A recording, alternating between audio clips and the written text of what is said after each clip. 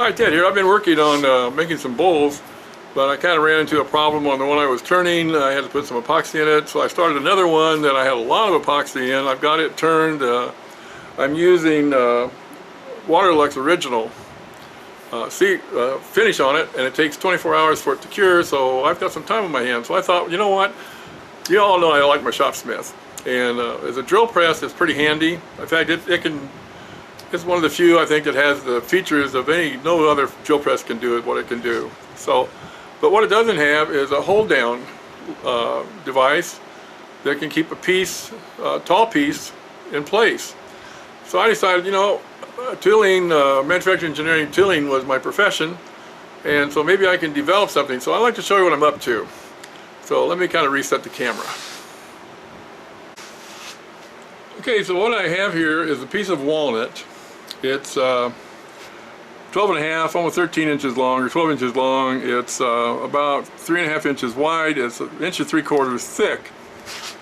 And what I need are 2 bolts, 2 lag screws, washers. I'm going to put a threaded insert.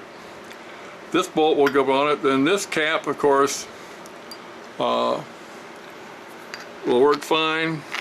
To make sure it stays in. Once I get it done, I'll probably put epoxy in it. I've used my center punch. It's going to take a 1 3/4 inch hole right here. I'm going to use the Shopsmith horizontal boring to bore through. I don't know if you can see the lines, but right here is where it divides off.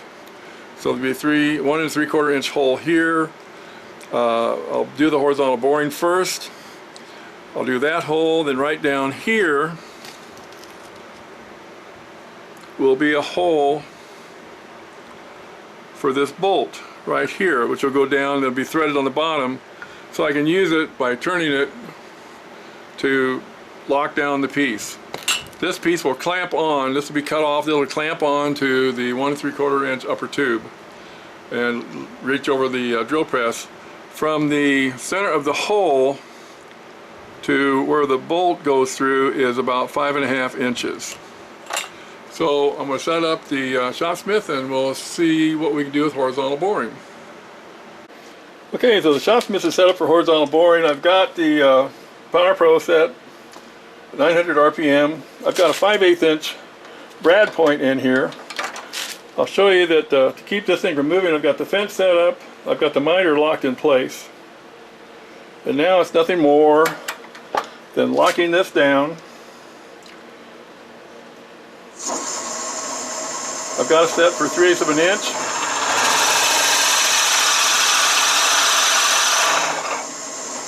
All I got to do now is turn it over.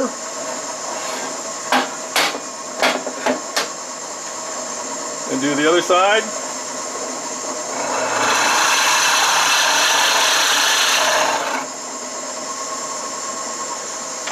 And the next thing I will do is set up a 1/4 inch and then a drill for the threads. So I'll do this. It's easy. It's going to be duplicated. Later the holes are going to be centered every time. No problem. So we'll see what happens next. Okay, you probably got this before I did. So this hole now is 3/4 of an inch. That's 5/16. And then I drilled the hole for the threads. I've tested it now. I put one in. It goes in really good. It's a little over 3 inches deep inside of there. And now it's a matter of setting it up the drill press to make that hole and drill that hole, and then going to the bandsaw and cutting that around, and then some sanding, and then we'll see what happens. Okay, now we're set up in the drill press with a Forster bit, 1 3/4.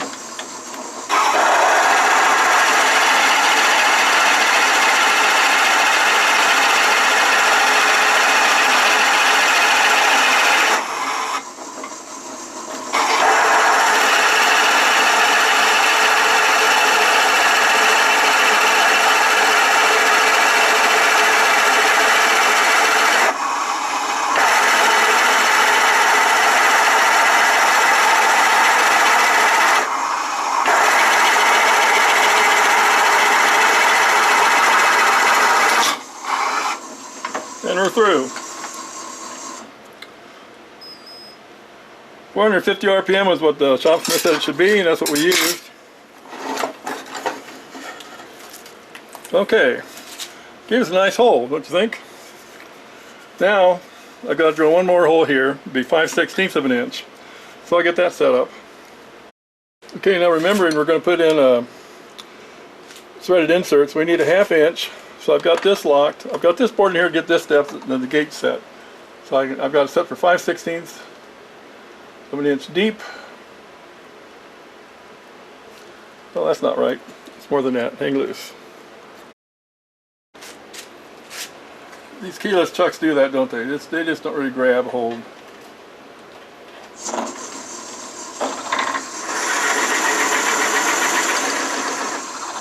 Okay, there's 5/8 of an inch. Take this bit out and put in the 5/16 inch bit and run her through. So give me a minute. Okay, took off the lock. We should be able to go all the way through this now. Dead center.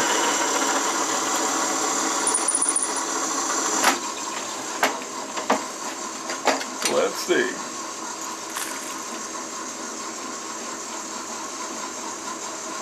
What it is, I don't know, the shadow may show it differently, but it's dead center. Where's the hole? Anyway, it worked. Now, set up the bandsaw. Okay, so the bandsaw is all set up. I think I'll cut the circle off first. Got a 1/2 inch blade on it. It's new.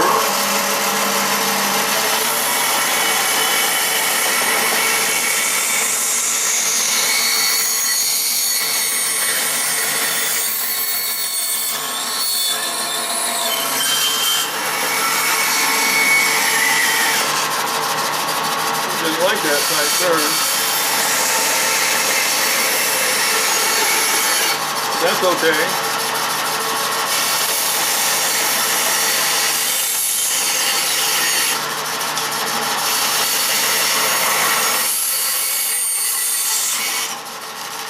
We can go to the belt sander. And we're going to have to.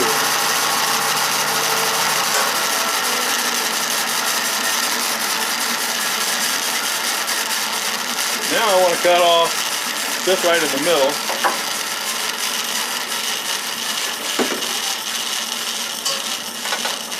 And I want to make it a nice cut.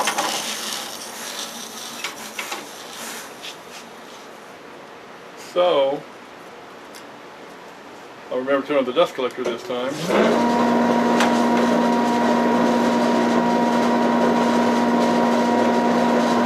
Right there.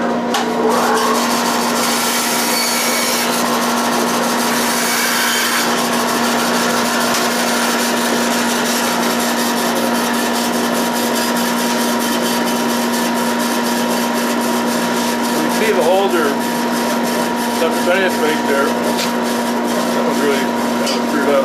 Okay, so there they are. I probably need to mark it so I know up and down, but I doubt they're going to match perfectly. That's no problem. There's no problem there. So, now set up the belt sander.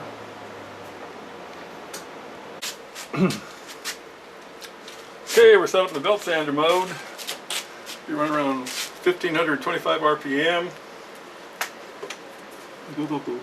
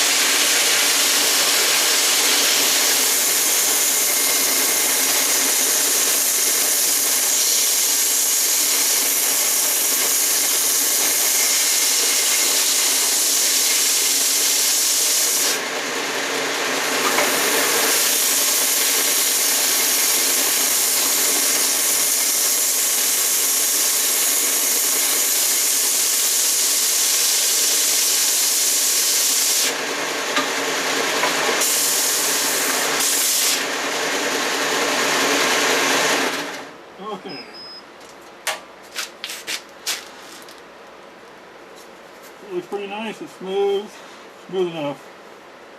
Now we'll put it on, see what it does. Not in the drill press, just put it on the thing, just see if it works. Blah blah blah. I said it's done. I'm going to just put it on the rail. If it fits the rail, it's going to work. So we'll see. Okay, if I were going to do this again, to get it underneath where it needs to go, I would definitely. I've got this down too far now. If I was going to drill here, I wish this was about 2 inches longer. Instead of 8 inches, it'd be 10 inches. It's not locked down. So it's not going to work like I wanted it to. But it's secured this way, so if you're trying to hold it apart, it'll work. But I wouldn't really wish it was like 10 inches longer, and maybe make it a Y. It's not going anywhere this way. It really stugs up nice. I don't know if you can see that or not, but it's just really, but using the bandsaw made a really tight fit on it. See if I can zoom in a little bit.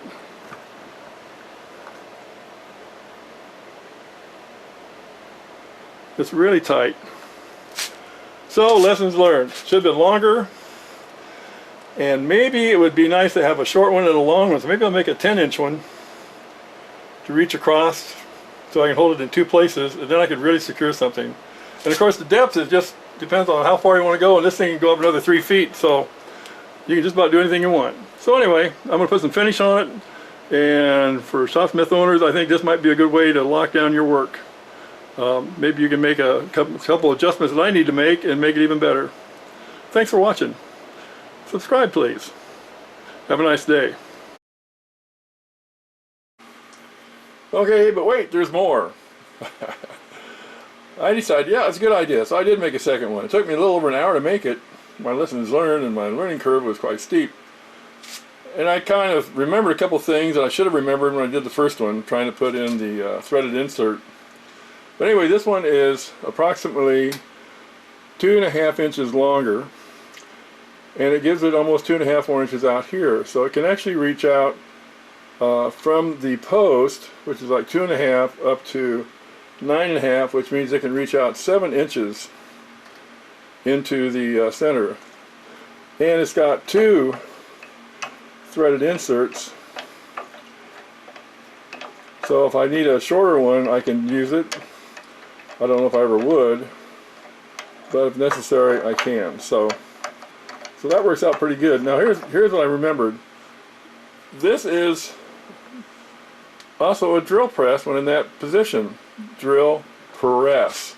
Press, that's the key word. So when I went to install the threaded inserts on this one, I use it as a drill press. Put the insert driver into the chuck, use the lever to exert force down on it, and I use the chuck itself has provisions for a spanner wrench, and so I use my spanner wrench on it. Spanner wrench, spanner wrench, spanner wrench.